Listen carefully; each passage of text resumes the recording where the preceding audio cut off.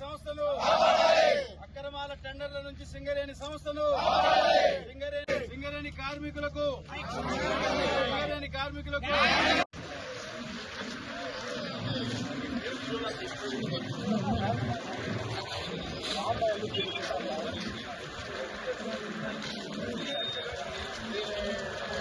ఆధ్వర్యంలో సింగరేణి కార్మిక సంఘం ఆధ్వర్యంలో సింగరేణి పరిరక్షణ కోసం పెద్ద ఎత్తున ఉద్యమాలు చేయాలని చెప్పి నిన్న వర్కింగ్ ప్రెసిడెంట్ కేటీఆర్ గారు ఇచ్చిన పిలుపులో భాగంగా ఈ రోజు మన సత్తుపల్లి జీఎం ఆఫీస్ ముందు మన ధర్నా కార్యక్రమం చేపట్టడం జరుగుతుంది.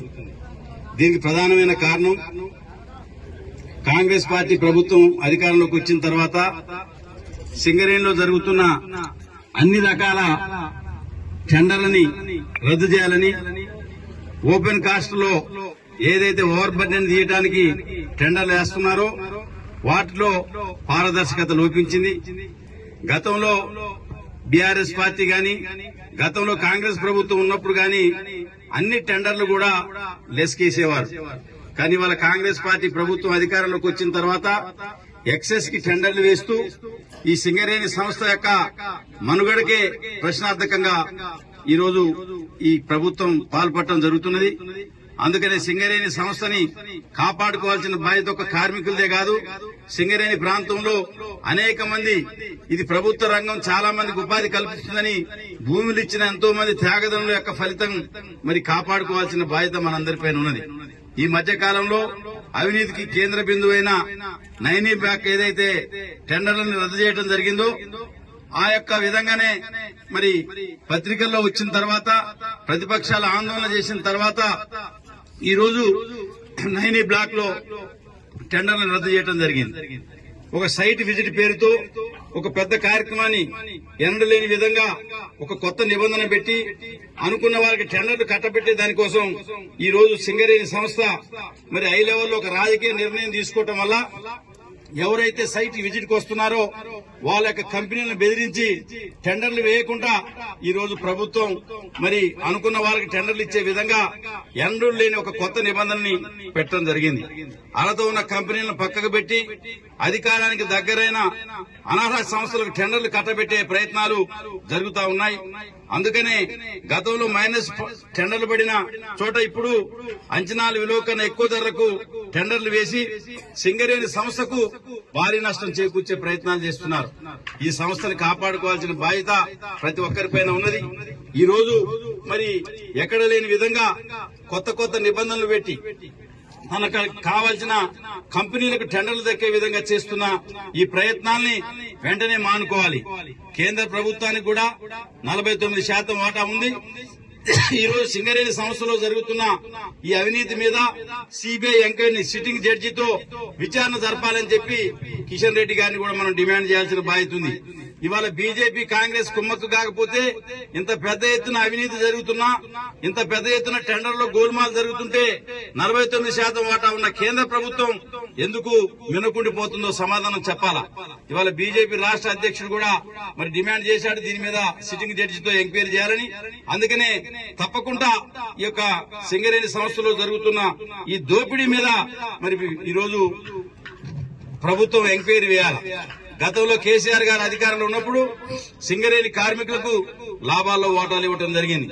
ఈ ప్రభుత్వం వచ్చిన తర్వాత దీపావళి బోనస్ గాని లేకపోతే ఇట్లాంటి కార్యక్రమాల మీద సింగరేణి కార్మికులకు డబ్బులు ఇవ్వట్లే. అదేవిధంగా సింగరేణి కోల్మైన ఏరియాలో డిఎంఎఫ్ అనే ఒక నిధులు ప్రత్యేకంగా ఈ ప్రాంత అభివృద్ధికి తీసుకొచ్చేవారు. మనం ఆ నిధులతోనే సత్తుపల్లి పట్టణంలో అనేక అభివృద్ధి కార్యక్రమాలు మనం చేసినాం. ఇవాళ డిఎంఎఫ్ నిధుల్ని పక్కదారి పట్టించడం, సింగరేణి ప్రభావిత ప్రాంతాల్లో ఎక్కడైతే డిఎంఎఫ్ పనులు చేశారో వాళ్ళకి బిల్లులు ఇవ్వకుండా కూడా గతంలో పనులు చేసిన వాళ్ళని ఇబ్బంది పెడుతున్నారు. మరి ఈ యొక్క ప్రాంతంలో దుమ్ము దూరితో చాలా మంది అనారోగ్యం పాలై చాలా మంది ఇబ్బంది పడుతుంటే వాళ్ళకి మరి ఇవ్వాల్సిన డిఎం ఆ ప్రాంత అభివృద్ధి కోసం ఖర్చు పెట్టాల్సిన నిధులు కాంగ్రెస్ ప్రభుత్వం అధికారంలోకి వచ్చిన తర్వాత ఒక్క రూపాయి కూడా ఇవ్వలే. మొత్తం కూడా పక్కదారి పట్టించడం ఈ రోజు ఈ రకమైన చర్యలకు పాల్పడుతున్నారు. అందుకనే మేము డిమాండ్ చేసేది ఈ ప్రభుత్వం అధికారంలోకి వచ్చిన తర్వాత సత్తుపల్లి గాని సింగరేణి ప్రాంతంలో ఏ యొక్క జిఎం ఏరియా పరిధిలో ఎంత బొగ్గు అయితే ఉత్పత్తి చేశారో దానికి టన్నుకి ఎంత రావాలనో అంత మరి డిఎంఎఫ్ నిధుల్ని ఆ ప్రాంత అభివృద్ధికి కేటాయించాలి.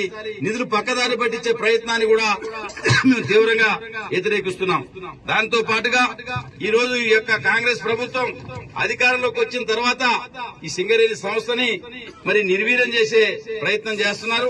అందుకనే ప్రధానమైన డిమాండ్ నైని బ్లాక్ కు సంబంధించిన టెండర్లు రద్దు చేసినట్టే కాంగ్రెస్ ప్రభుత్వం వచ్చిన తర్వాత పిలిచిన అన్ని వివాదాస్పద టెండర్లు కూడా తక్షణమే రద్దు చేసి స్వతంత్ర నిష్పక్షపాత విచారణ జరిపి సుప్రీంకోర్టు జడ్జితో విచారణ జరపాలని చెప్పి మేము డిమాండ్ చేస్తున్నాం.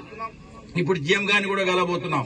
ఈ సింగరేణి ప్రాంతంలో గతంలో బీఆర్ఎస్ ప్రభుత్వం ఉన్నప్పుడు 100 కోట్ల రూపాయల పైన ఈ సింగరేణి ప్రాంతంలో సత్తుపల్లి గాని వేంసూరు పెనుబల్లి ఈ సత్తుపల్లి నియోజకవర్గంలో డిఎంఎఫ్ నిధులు ఖర్చు పెట్టించడం జరిగింది.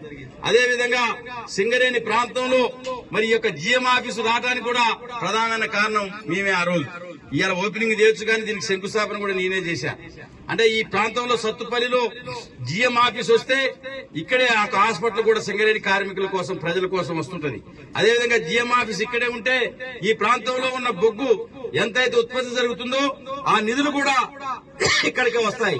కానీ ఈ రోజు వచ్చిన 2 సంవత్సరాల నుంచి ఏ మాత్రం కూడా డిఎంఎఫ్ నిధులు ఇవ్వకుండా వాళ్ళు పక్కదారి పట్టించే ప్రయత్నం చేస్తున్నారు.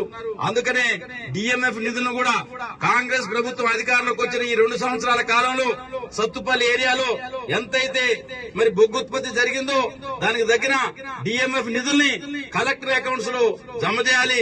గతంలో ఎవరైతే పనులు చేశారో వాళ్ళకి పారదర్శకంగా డబ్బులు చెల్లించాలని చెప్పి కూడా ఈ ప్రభుత్వాన్ని డిమాండ్ చేస్తూ ఈ సింగరేణిలో జరుగుతున్న ఈ బొగ్గు వెలికితీతలో జరుగుతున్న నైని బ్లాక్ తరహా కుంభకోణాల అక్రమాలు ఎక్కడైతే జరుగుతున్నాయో వాటన్నింటినీ కూడా రద్దు చేసి సుప్రీంకోర్టు జడ్జితో విచారణ జరపాలని చెప్పి రాష్ట్ర ప్రభుత్వాన్ని డిమాండ్ చేస్తూ ఈ రోజు సింగరేణి వ్యాప్తంగా జరుగుతున్న ఈ ధర్నా కార్యక్రమంలో మన సత్తుపల్లిలో పాల్గొన్న మీ అందరికీ కూడా పేరు పేరున హృదయపూర్వక నమస్కారం తెలియజేస్తున్నాం.